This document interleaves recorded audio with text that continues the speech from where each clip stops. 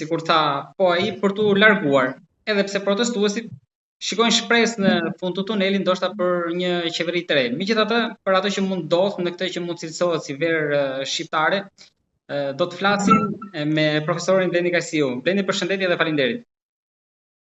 Përshëndetje, faleminderit për ftesën. Faleminderit ju. Nga Kolumbia, ju si shikoni ngjarjet në Shqipëri? Kemi një protestë e cila është jo vetëm kundër qeverisë, kundër opozitës, kundër pushtetit ekonomik, siç e njohim Shqipërinë e oligarkisë, por edhe kundër pushtetit mediatik, pasi në ditët e para pati një errësirë totale, vetëm në ditën e tretë dhe në vazhdim filloi të pasqyrohet edhe tani me hopa, ndërkohë që teoritë konspirative janë të shumta pas kësaj proteste. Ju mendoni që është një protestë kundër një modeli ekonomik, apo ngjarja e Zvërnecit ishte ajo që mbushi kupën, ajo pika që e derdhi? Unë mendoj që Zvërneci është një shkëndi për një problem më të madh, që është pakënaqësia e qytetarëve shqiptar, si me situatën ekonomike, ashtu dhe me situatën politike në vend.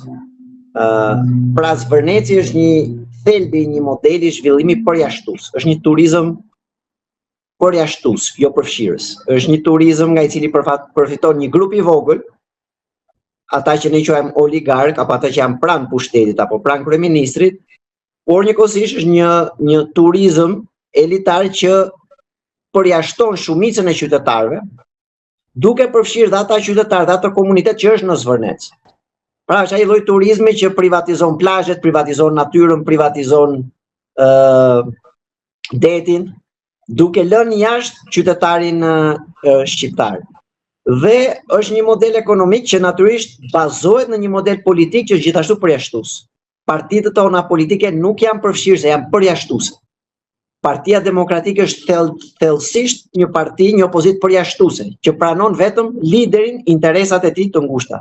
Ashtu sikurse Partia Socialiste, pavarësisht votave që reklamon Zoti Rama, është një parti thellësisht përjashtuese.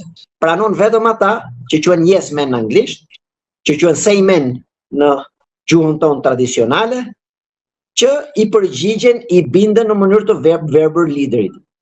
Nuk është një parti përfshirëse që përfshin dhe mendimin ndryshe, që përfshin dhe modele ndryshe zhvillimi. Po kështu është dhe qeverisja. Qeverisja jonë është thellësisht përjashtuese, si në koncept dhe në realitet. Në koncept është përjashtuese se thot e vetmja mënyrë që të zhvillohet Shqipëria është me rezorte elitare për miliarderë. Dhe përjashton çdo model tjetër zhvillimi që përfshin më shumë biznese, më shumë qytetarë në zhvillim. Pra, nëse kemi 20 hektar perl në Zvërnec, përse këto 20 hektar duhet i marrin 3 biznese dhe jo 200?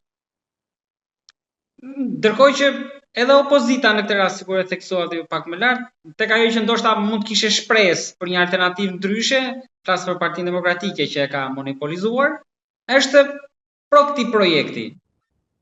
Mendoni që tani protestuesit mund ta kapitalizojnë gjithë këtë frym në një lëvizje? Unë mendoj që po. Është e vështirë në Shqipëri, sepse Shqipëria është e zbrazur nga shumë njerëz që do të protestonin. Pra emigrimi është një valvul që çfryn protestën sociale dhe konsolidon të dy palët politike në pushtet. Të dyja janë në pushtet, pavarësisht se PS-ja ka pushtetin formal, po dhe ka dhe pushtetin informal, sepse është jo vetëm në parlament, por është dhe lidhur ngushtë me interesa, biznesesh dhe me para që mbajnë mediat e saj. Unë do të thoja që rasti Zvërnecit kanë nxjerrë në pa, mbi ujë, ato që nën ujë diej prekosh, që PD dhe PS-ja është një marrëdhënie simbiotike e dy forcave politike që mbajnë dhe legjitimojnë njëra tjetrën.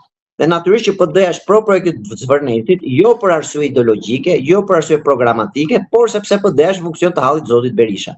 Dhe Zoti Berisha nuk do të konfrontohet, të përballet me Trumpin, me Amerikën, me interesat më dha, sepse synimi i tij parsor është mbrojtja e familjes dhe vetvetes nga hetimet e spakut edhe të drejtësisë. Kështu që kjo ka nxjerrë në pa që modeli që po realizon Rama në Zvërnec, në Sazan, në Durrës Marina, është një njëjti model që e mbështet dhe Berisha, nga i cili përfiton në mënyrë direkte apo indirekte edhe vetë Berisha.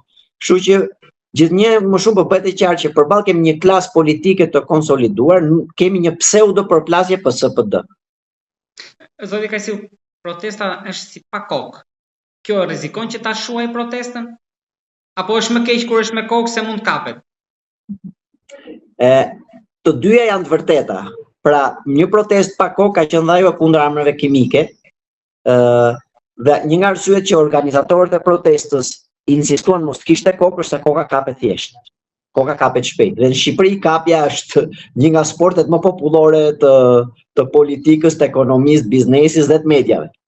Kështu që një protestë pa kokë